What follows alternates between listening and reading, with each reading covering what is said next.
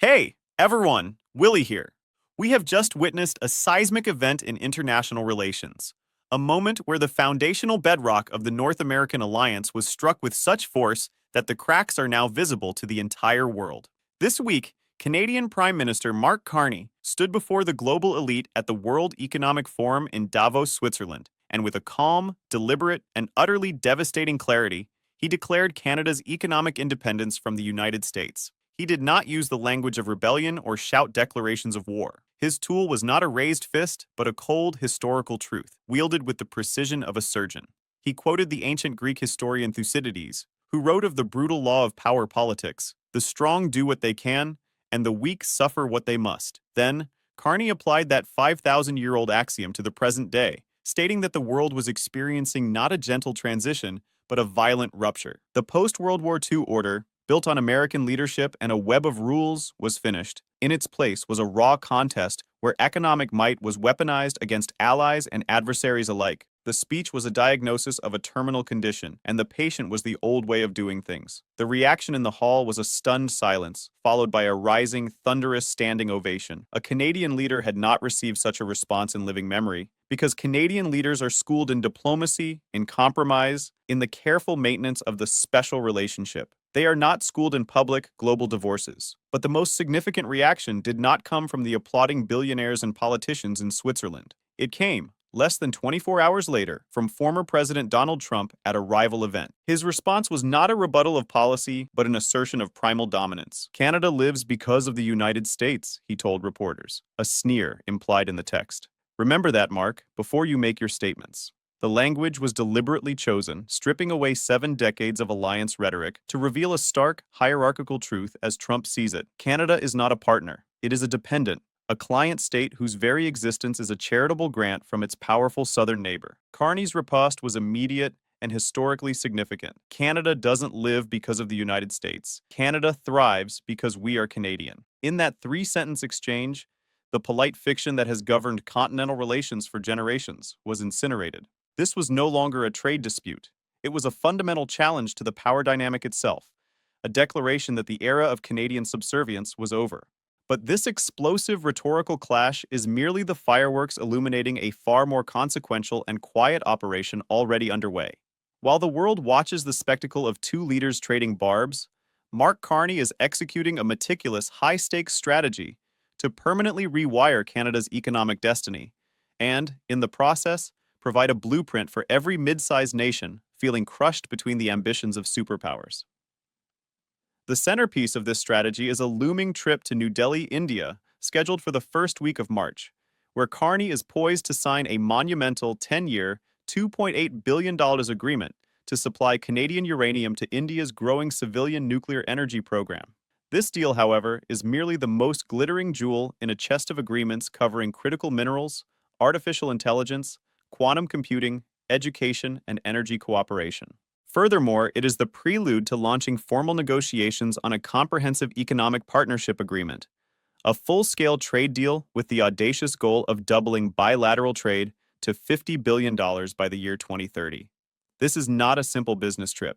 It is the most tangible manifestation yet of Carney's core strategic objective: to break Canada's crippling, century-long dependency on the American market and build a network of alternative partnerships that can guarantee Canadian sovereignty and prosperity in an age of great power volatility. To understand the radical nature of this gambit, one must first comprehend the depth of the vulnerability Carney is trying to cure. The Canadian economy is uniquely, perhaps dangerously, fused to the United States. For decades, approximately 75% of all Canadian exports, every car part, every barrel of oil, every piece of lumber, every bushel of wheat, has been destined for the United States.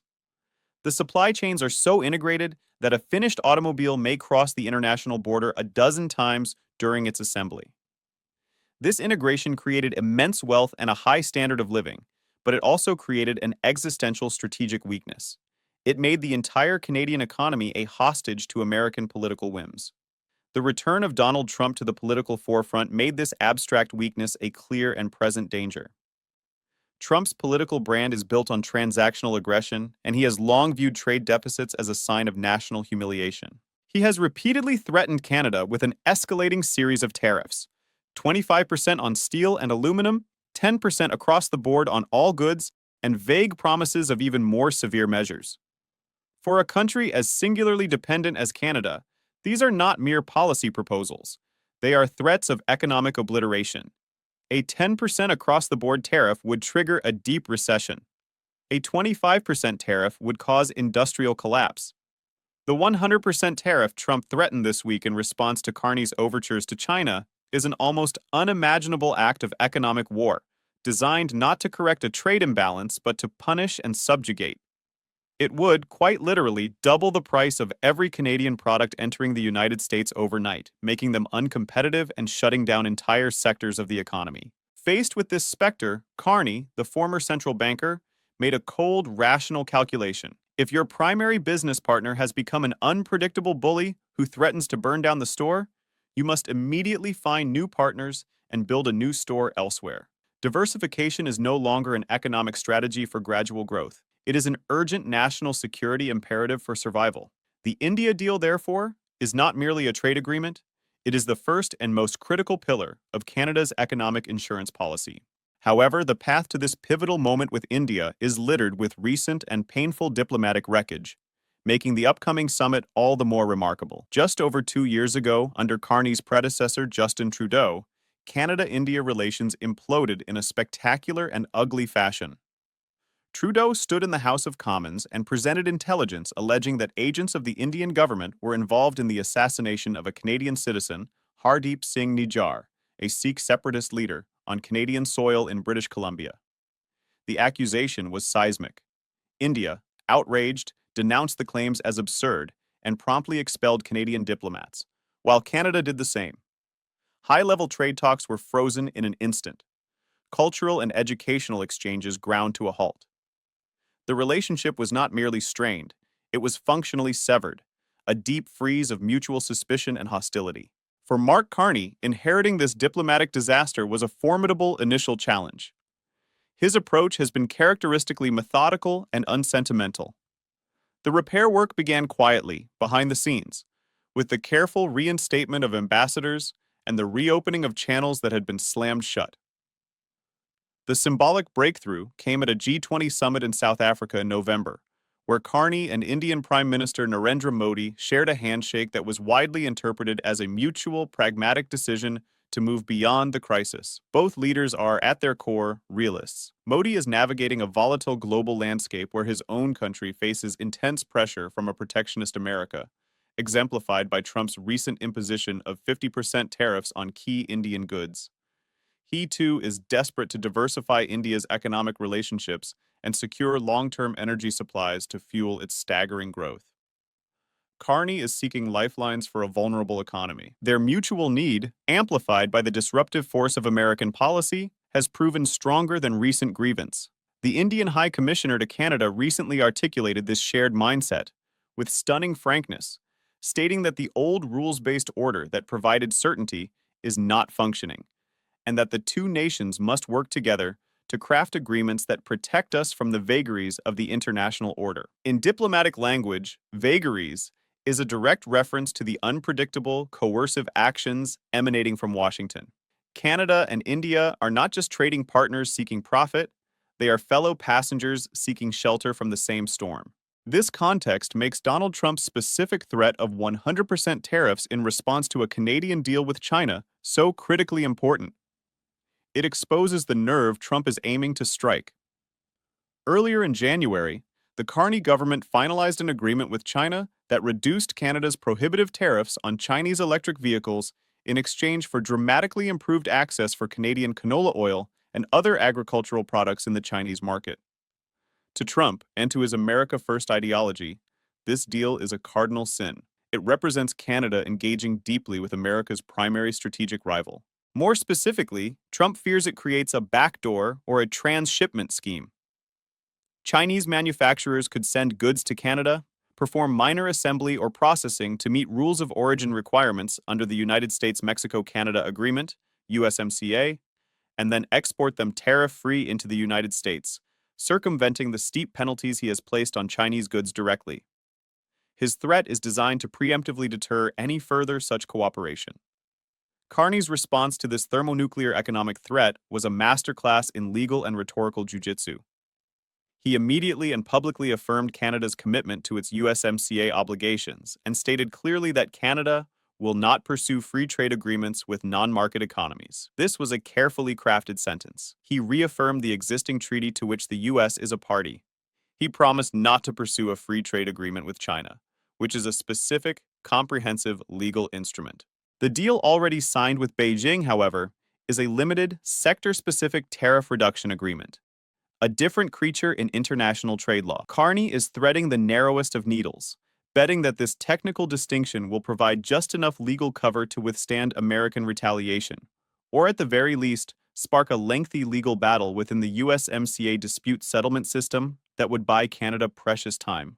It is a breathtaking gamble, pitting the slow, complex machinery of international law against the impulsive, overwhelming force of a Trump tariff order. While this high-wire act plays out on the global stage, Carney is simultaneously orchestrating a profound transformation within Canada itself.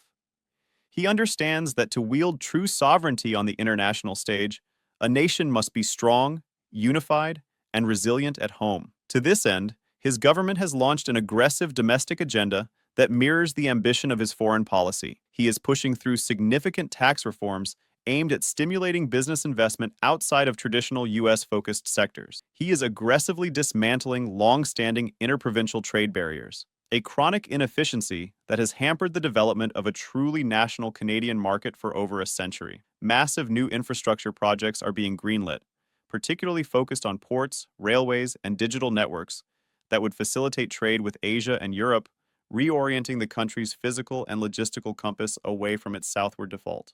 But the most telling and perhaps most shocking domestic move is in the realm of defense.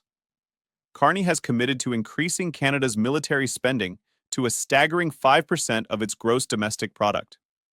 To appreciate the magnitude of this shift, one must recall that the North Atlantic Treaty Organization, NATO, has long pleaded with its members to meet a spending target of 2% of GDP, a goal many, including Canada, have consistently failed to achieve. Carney is not proposing to meet that target. He is proposing to obliterate it, more than doubling the NATO benchmark. This is not about being a better ally. This is a sovereign nation preparing for a more contentious, unpredictable world. It is the ultimate signal that Canada is serious about its independence. If you are going to stand up to a superpower, you must possess the credible capacity to defend your own territory, your own airspace, and your own sovereignty. This decision sends a chill through the Pentagon and a clear message to the world. Canada will no longer outsource its fundamental security. The political ramifications inside Canada have been dramatic and swift. For years, Canadian public opinion has been characterized by a complex mix of affection for and resentment toward the United States, often leaning toward a polite, if frustrated, acceptance of the junior partner role. Carney's defiant stance has catalyzed something new. His approval ratings have surged in the days since the Davos confrontation. Polls show the gap between his Liberal Party and the opposition Conservatives has closed significantly. There is a palpable sense of national pride, a rallying around the flag effect not seen in generations. Canadians are responding to a leader who articulates their latent desire for respect and self-determination on the world stage. This domestic political capital is the essential fuel for Carney's high-risk international strategy. It gives him the mandate to pursue these controversial deals and withstand the inevitable economic turbulence that may follow. He has successfully framed the conflict not as Canada picking a fight with a friend, but as Canada rightfully defending its interests against a bullying neighbor. The narrative of thriving because we are Canadian has proven to be a powerful political tonic. The implications of Carney's strategy extend far beyond the borders of Canada and the specifics of the India uranium deal. He is, in effect, authoring a new playbook for what scholars and strategists call middle powers, or swing states, countries like Australia, South Korea, Indonesia, Brazil, Mexico, and South Africa that possess significant economies, resources, and diplomatic influence, but cannot match the raw power of the United States or China. For decades, the global system operated on a hub-and-spoke model, with Washington, and to a lesser extent Beijing, as the central hub, and every other nation connected as an individual spoke. This model centralized immense leverage with the superpower at the center. Carney's vision is to replace this with a mesh network, a web of direct, deep connections between the mid-sized powers themselves. In this model, Canada trades critical minerals with Australia, partners with South Korea on battery technology, signs a trade deal with India, and cooperates with the European Union on digital governance. The network creates redundancy, reduces vulnerability to coercion from any single hub, and collectively amplifies the influence of its members. The invitation from Australian Prime Minister Anthony Albanese for Carney to address the Australian Parliament in March is the first concrete evidence that this mesh network is beginning to form. European leaders have lavished praise on Carney's Davos speech, with one senior figure calling it a manifesto for free peoples. We are witnessing the organic, rapid coalescence of a coalition not built around a shared military threat, but around a shared economic vulnerability and a shared desire for strategic autonomy. The risks inherent in this grand strategy are as monumental as its potential rewards. The most immediate danger is that Donald Trump follows through on his 100% tariff threat before Carney's alternative networks can be established. The diversification of trade is a project that takes years, if not decades, to bear full fruit. The implementation of devastating tariffs would cause immediate and severe economic shock, shuttered factories, massive job losses, and a steep recession within months. Carney is betting that the integrated nature of the North American economy is a two-way street, that the pain inflicted on Canadian consumers and businesses would be mirrored by severe disruptions and higher costs for American consumers and industries, making the move politically costly for Trump. But this is a bet on the rationality and restraint of a leader not known for either. Furthermore, the new partnerships are fraught with their own challenges. The Indian market, while huge and growing, is notoriously complex, with labyrinthine regulations and a different business culture. The shadow of the Nijar assassination still looms. Any new evidence emerging from the ongoing Canadian criminal trial could instantly poison the revived relationship. The deal with China, while economically sensible, carries immense geopolitical baggage and could alienate other democratic partners. Domestically, the restructuring of the economy will create winners and losers, potentially sparking political backlash from regions and industries tied to the old US-focused model. The journey to New Delhi in March is therefore a point of no return. When Mark Carney signs that $2.8 billion uranium supply agreement, he will be signing more than a contract. He will be ratifying a new strategic doctrine for Canada and offering a prototype for a new world order. The 10-year term of the deal is itself a statement. It is a bet that this realignment is permanent, that the mesh network will be robust a decade from now. The world will be watching not just the signing ceremony, but the months and years that follow. Can the trade volumes with India actually double? Can the critical minerals supply chains be established? Can the partnership withstand political shocks in both capitals? The answers to these questions will determine whether Carney's vision is recorded by history as a prescient masterstroke that secured Canadian prosperity in a turbulent century, or as a tragic overreach that provoked a devastating retaliation from a wounded superpower and left his country more isolated and vulnerable than before. The old order is indeed in ruins, as Carney declared at Davos. He is now one of the chief architects scrambling to build its replacement in real time under the ominous shadow of American retribution. The blueprint is drawn. The foundation is being laid. We are about to find out if the structure can withstand the coming storm.